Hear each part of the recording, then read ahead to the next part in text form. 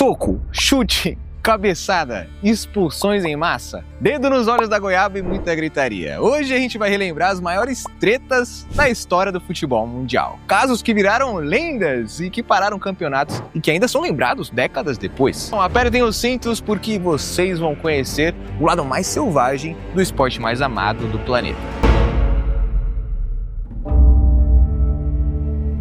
Bom, vamos começar com a treta mais icônica da história, a cabeçada de Zidane em Materazzi na final da Copa de 2006. O estádio era o Estádio Olímpico de Berlim, o dia era 9 de julho de 2006. França e Itália estavam disputando o título mundial. O Zidane jogava sua última partida como profissional. 109 minutos de jogo, o placar estava empatado em 1-1. De repente, algo acontece entre Zidane e Materazzi. Bum, meu amigo, Zidane lasca uma cabeçada no meio do peito do Materazzi, que ele despencou no gramado, caiu, né? Obviamente, cartão vermelho imediato. Zidane foi expulso na sua última partida e a França perdeu o título nos pênaltis. Mas o que o Materazzi disse para provocar tamanha reação no Zidane? Anos depois, o italiano revelou o que ele disse. Ele falou o seguinte: eu prefiro a da sua irmã ao invés da sua camisa. E o Zidane confirmou isso. Ele falou: ele insultou a minha mãe e a minha irmã. Eu não me arrependo de dar a cabeçada, eu me arrependo apenas de ter feito isso na frente de milhões de crianças. Bom, o resultado disso, o Zidane encerrou a carreira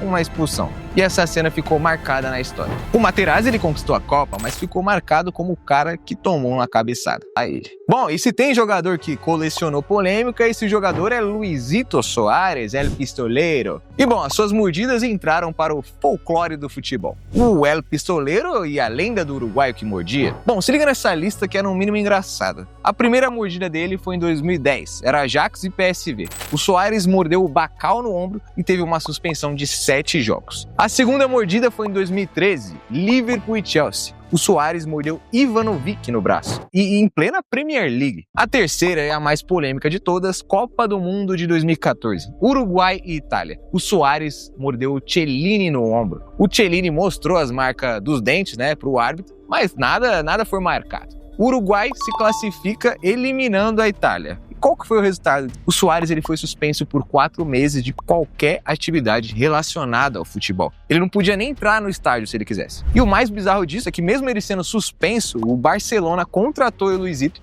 por 81 milhões de euros. O cara não era apenas um bom mordedor, mas também um ótimo centroavante. O Soares ele virou meme mundial, mas também provou que talento supera qualquer polêmica, né? Antes da gente voltar pro vídeo, eu preciso te passar um recado, cara. Se você curte aposta esportiva, você precisa conhecer a Futbet. É uma exchange brasileira, uma plataforma onde você faz as suas apostas não contra a casa, e sim contra outros apostadores. É isso mesmo, cara. É o lugar ideal para você demonstrar os seus conhecimentos dos esportes. E lá você pode fazer as suas apostas com apenas R$1, sem contar que o depósito mínimo para você começar é de R$10. E você ainda pode aproveitar a Super Odds, que quase todo dia tem uma novidade para você. E o melhor, tudo num ambiente seguro, regulamentado e feito para quem vive o futebol. Então, se você é maior de 18 anos e tem responsabilidade, basta abrir a sua conta no link que tá aqui na descrição. Bora pro vídeo!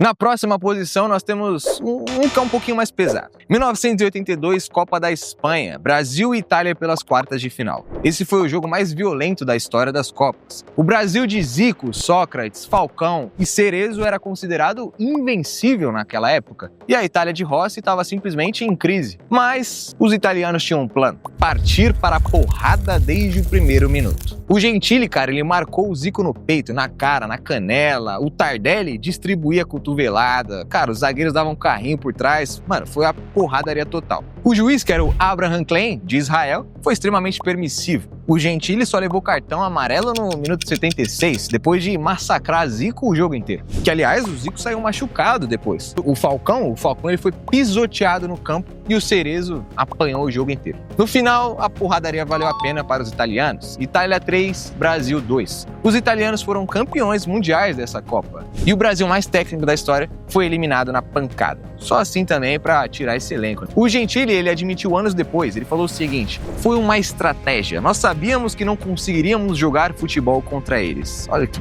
pilantra, mano. Bom, essa foi uma das maiores injustiças da história da Copa. O futebol arte perdeu o futebol guerra. Bom, voltando a falar de jogadores polêmicos, o Pepe escreveu seu nome na história pelas piores razões. 2009 foi jogar Real Madrid e Getafe. O Pepe ele dá um pisão criminoso em Javi Casqueiro, que estava no chão.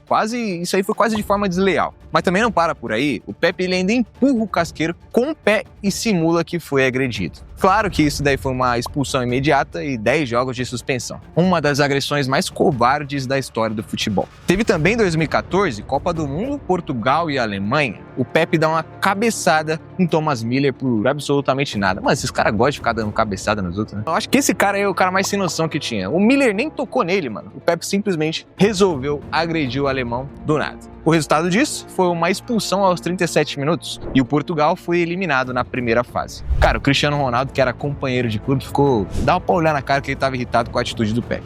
O Pepe ele colecionou mais de 20 cartões vermelhos na carreira. Um verdadeiro especialista em confusões. Isso daqui já não tem muita gracinha não, porque entra no nível mais dark da parada. Boca Juniors e River Plate talvez seja o maior clássico da América do Sul. Em 2018, a final da Libertadores entre as duas equipes virou um caso internacional. O primeiro jogo na Bombonera foi Boca 2 e River também 2. Até aí, tudo dentro da normalidade. O segundo jogo foi quando o mundo conheceu a verdadeira paixão argentina. Cara, o ônibus do Boca Juniors foi atacado por torcedores do River a 2 quadras do estádio Monumental. Pedras, paus, gás de pimenta, tudo isso envolvia esse ataque ao elenco do Boca Juniors. E, cara, os jogadores do Boca passaram mal, obviamente, e alguns foram hospitalizados. O Pablo Pérez, ele chegou a ficar com estilhaço de vidro no olho, mano. Caralho, que agonia, velho. E teve alguns jogadores também que tiveram problemas respiratórios devido à confusão e ao gás de pimenta. Bom, a Conmebol adiou o jogo, depois tentou jogar em Buenos Aires, mas foi meio que impossível. A solução, então, foi transferir o jogo para Madrid, no estádio Santiago Bernabéu. E o resultado final foi que o River ganhou por 3-1 e conquistou a Libertadores na Europa. Meio surreal isso daí, né? Bom, o ruim é que o futebol sul-americano pegou mal também mundialmente. Ficou manchado pra todos como um futebol violento. O que não deixa de ser verdade, né? Os argentinos têm um jeito meio estranho de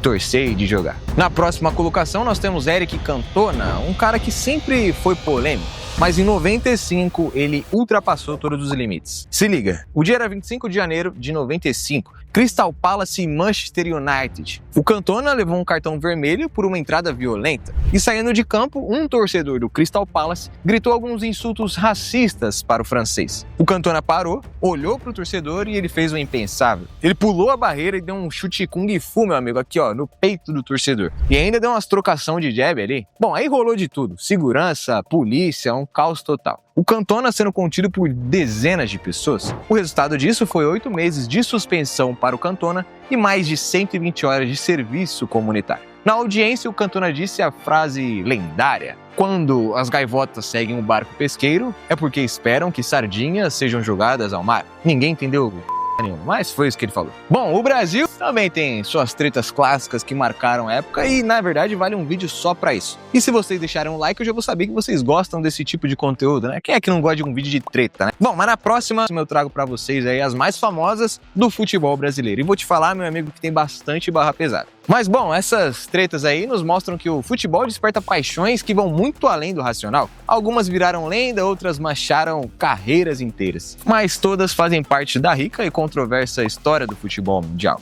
O importante é lembrar que essas atitudes, por mais marcantes que sejam, elas nunca devem ser glorificadas ou imitadas. O futebol é paixão, mano, mas deve ser sempre com respeito e sem agredir o coleguinha ou amiguinho por conta disso. Mas e pra você, qual foi a maior treta que você já viu no futebol? Você lembra de alguma que eu deixei passar aqui? Deixa nos comentários, porque eu tenho quase certeza que vocês vão querer a parte 2. É isso, meus amigos, obrigado por assistirem até aqui. Não se esqueça de se inscrever no canal e deixar seu like, e até a próxima.